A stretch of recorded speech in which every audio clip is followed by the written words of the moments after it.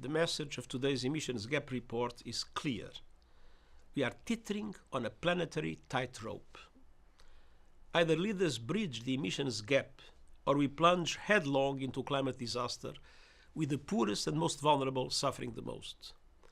This report shows annual greenhouse gas emissions at an all-time high, rising 1.3% last year. They must fall 9% each year to 2030 to limit global temperature rise to 1.5 degrees Celsius and avoid the very worst of climate change. Current policies are taking us towards a catastrophic 3.1 degrees Celsius temperature rise by the end of the century. As this report rightly puts it, people and planet cannot afford more hot air. The emissions gap is not an abstract notion.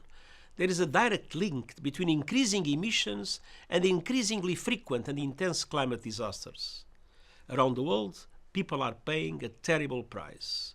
Today's report shows affordable existing technologies can achieve the emissions reductions we need to 2030 and 2035 to meet the 1.5 degree limit. Today's emissions gap report is clear. We are playing with fire, but there can be no more playing for time. We are out of time. Closing the emissions gap means closing the ambition gap, the implementation gap, and the finance gap, starting at COP29. Thank you.